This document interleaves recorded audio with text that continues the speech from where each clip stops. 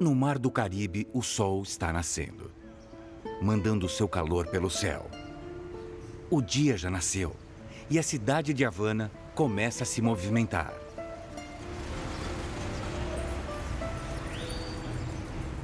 Cuba está acordando para um novo dia.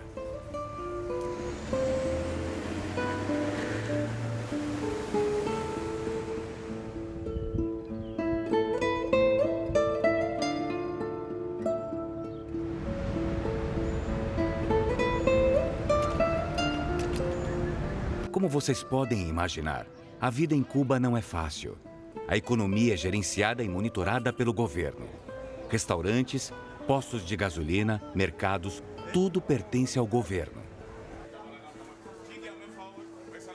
Em Cuba, mais de provavelmente 80% da população trabalha para o governo.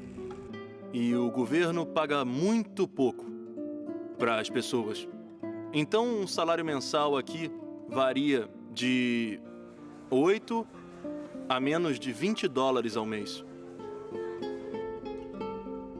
E as pessoas têm que ser criativas e usar a inteligência de forma paralela ao salário pago pelo governo para conseguir colocar comida na mesa diariamente.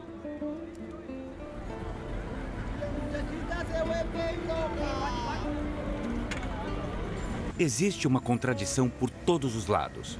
Carros antigos perambulam pelas ruas, funcionando com remendos mecânicos.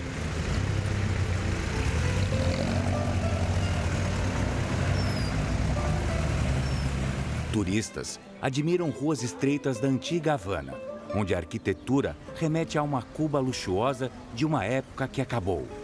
Enquanto a próxima rua mostra a decadência de um país que se fechou para o mundo. Os outdoors e placas estão por todo lado, pedindo liberdade e uma revolução, e ao mesmo tempo, silenciosamente, lembrando a todos que esse é um país de opiniões obrigatórias e ideias forçadas. A vida é assim, e essa vida gerou uma grande confiança em Deus.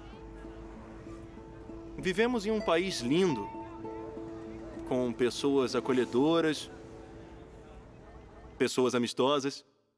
Nós também enfrentamos certas adversidades e condições difíceis na política, na economia, mas a nossa fé nos ajuda a continuar e a seguir em frente, louvar a Deus todos os dias e fazer nossas atividades na igreja e compartilhar a experiência maravilhosa de conhecer o Senhor e de se ter esperança. A religião pode parecer estar em conflito com a filosofia política, mas a fé persiste aqui. 76% do país diz fazer parte de uma religião, sendo 60% católicos, enquanto protestantes e outras religiões representam 5%. E dentro dessa fina fatia estão os adventistas do sétimo dia. Existem mais de 34 mil adventistas em Cuba. Comparando com os números de membros em outros países e um total de 18 milhões de adventistas no mundo, 30 mil é insignificante. Mas considerando o contexto e o começo da igreja em Cuba, 34 mil pessoas é uma vitória. Mais de 3 décadas atrás, a religião estava desaparecendo em Cuba. As restrições do governo eram duríssimas e as igrejas estavam sob suspeita. Ser adventista do sétimo dia no começo dos anos 90 era bem diferente do que é hoje, porque estávamos saindo de um período onde, francamente, nós enfrentamos muitos desafios. Alguns foram até presos na época. E isso é algo que nós não sabemos como é. Nós temos liberdade religiosa desde que nos conhecemos por gente. Nem parece realidade. O começo da igreja aqui foi muito intenso e as pessoas que frequentavam a igreja passaram por muitos sacrifícios para estar ali. Mesmo nessa época, a igreja adventista abria o caminho. Eram poucos membros que se encontravam secretamente em casas ou igrejas destruídas. Os cristãos de Cuba precisavam de ajuda. Eles precisavam de bíblias, panfletos e igrejas. Os prédios em Cuba estavam caindo aos pedaços, inclusive as igrejas. As condições das igrejas era parte do problema. Nada tinha sido feito, nenhuma manutenção. A maioria delas não tinha uma lâmpada funcionando. Se tivesse vidro nas janelas, a maioria tinha sido quebrada. As paredes estavam rachadas, sem pintura, tudo estava horrível. Era um bom lugar para a Maranata intervir, mas com o embargo americano era impossível.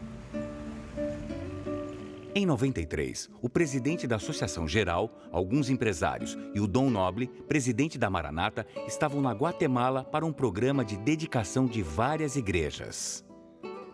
Entre as pessoas reunidas estava o cubano-americano Tem Soares. Foi um dia muito espiritual. No fim do dia, o que mais poderíamos fazer? Comer pizza. Nós estávamos no hotel comendo pizza e conversando sobre vários assuntos. E começamos a falar de Cuba. O Tem gostava de falar sobre Cuba. Então o assunto surgiu. Por que não pensamos seriamente em fazer algo especial em Cuba? Naquela noite, o grupo planejou uma viagem extraordinária por Cuba com Tem. Durante os próximos 5 anos, Tem vai ajudar a Maranata a construir mais de 80 igrejas novas, reformar 85 igrejas existentes e ainda construir o campus de um seminário. Após décadas de perseguição, a Igreja Adventista em Cuba se levantou. Desde quando a Maranata começou a trabalhar em Cuba, o número de membros subiu de aproximadamente 13.000 em 94 para 29.000 em 98. Desde então, a Maranata continua trabalhando. Se a Maranata não tivesse entrado em Cuba, muitas das nossas congregações teriam desaparecido. Porque as condições das igrejas eram tão ruins que deixariam de existir, teria caído aos pedaços.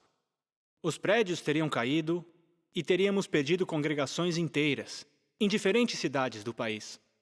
Hoje temos prédios espalhados por várias cidades de Cuba, e esses prédios estão em ótimo estado estrutural. E isso é reconhecido pelo governo e por outras organizações. E tudo isso nós devemos ao trabalho da Maranata. A Maranata foi uma bênção para a igreja em Cuba. Podemos dizer que existia um tempo antes da Maranata e um tempo depois da Maranata.